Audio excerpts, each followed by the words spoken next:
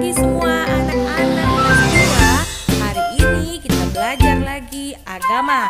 Di sini berharap kalian semua dalam keadaan yang sehat, semua dalam keadaan yang kuat dan semangat untuk belajar pagi hari ini. Ayo semua siapkan bukunya, kita belajar. Seperti minggu lalu, Miss Cindy sudah kasih video kepada kalian. Hari ini Miss Cindy ulang kembali dan akan memberikan tambahan-tambahan. Jangan lupa setiap video yang Miss Cindy berikan garis bawahi, atau kalau kalian mau catat tidak masalah supaya kalian lebih gampang untuk belajar. Bab yang ke-8, mengasihi keluarga. Boleh kalian baca firman Tuhannya tadi ya, Mazmur 133.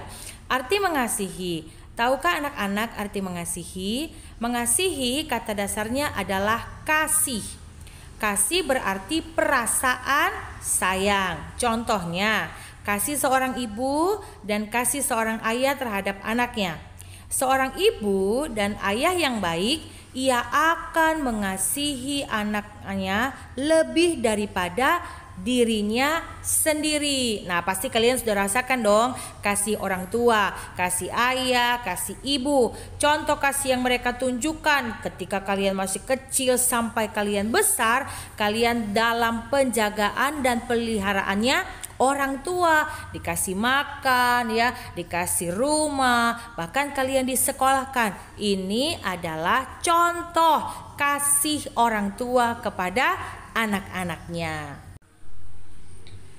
Selanjutnya kita melihat Tuhan Yesus menerima siapa saja yang datang kepadanya, termasuk orang berdosa. Seorang perempuan berdosa dibawa oleh ahli Taurat dan orang Farisi kepada Yesus. Mereka ingin mencoba Yesus. Mereka meminta supaya Yesus menghukum perempuan yang berzina itu. Namun Tuhan Yesus mengampuninya. Nah, ini adalah salah satu contoh kasih yang Tuhan Yesus tunjukkan kepada semua manusia.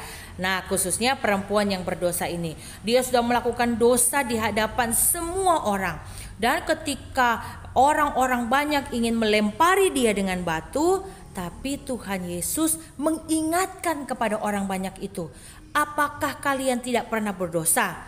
Barang siapa yang tidak pernah berdosa, baiklah mereka bisa melempari wanita ini dengan batu.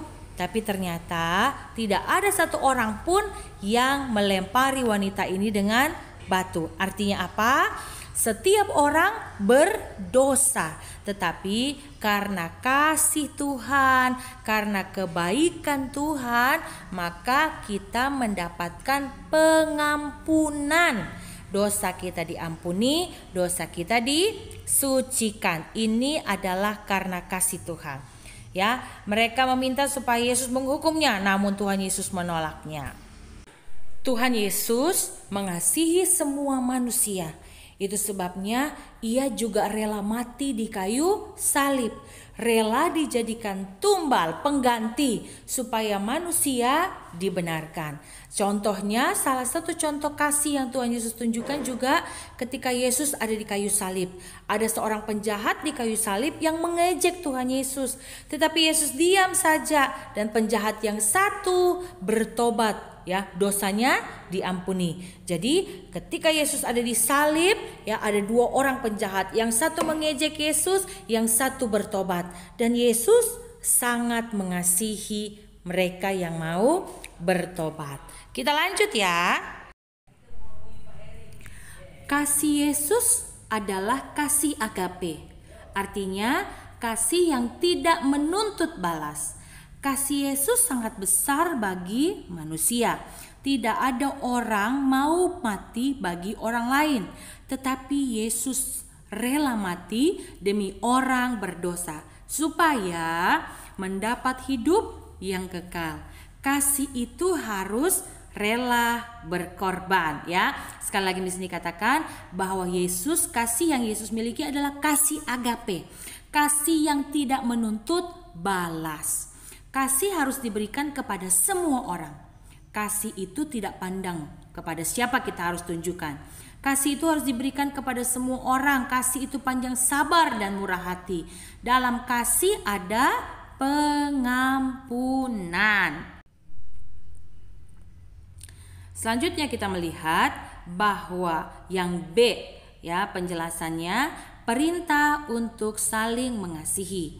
Jadi, mengasihi itu adalah perintah Allah kepada manusia. Mengasihi orang lain sama artinya mengasihi Allah. Ingat lagi ya, mengasihi orang lain sama artinya mengasihi Allah. Dan perintah ini kita terima dari Dia. Dan barang siapa mengasihi Allah, ia harus mengasihi sesamanya. Oke, 1 Yohanes 4 ayat yang ke-21. Jadi kalau kita mau mengasihi Allah, kita juga harus mengasihi sesama kita. Bagaimana cara melaksanakan perintah itu? Kita lihat dalam firman Tuhan ya. Hendaklah kamu saling mengasihi sebagai saudara dan saling mendahului dalam memberi hormat, dalam Roma 12 ayat 10. Yang kedua, barang siapa mempunyai 2 helai baju, hendaklah ia membaginya dengan yang tidak punya. Dan barang siapa mempunyai makanan, hendaklah ia juga berbuat demikian. Ya. Nah, cara melaksanakan perintah Allah itu adalah pertama saling menghormati, kedua saling mendahului dalam memberi hormat, ketiga saling berbagi. Di sini kasih contoh lagi ya, bagaimana cara kita mengasihi, yaitu contohnya dalam orang Samaria yang baik hati. Kalian bisa lihat dalam firman Tuhan ya. Ceritanya ini adalah seorang yang mengalami kerampokan. Jadi dia dirampok oleh orang yang jahat ya. Ketika dia sudah terkapar, dia sudah tidak berdaya, ada banyak orang yang lewat. Di antaranya ada orang Lewi, ada imam yang lewat, tetapi mereka tidak peduli akan keberadaan dan kesakitan orang Samaria ini.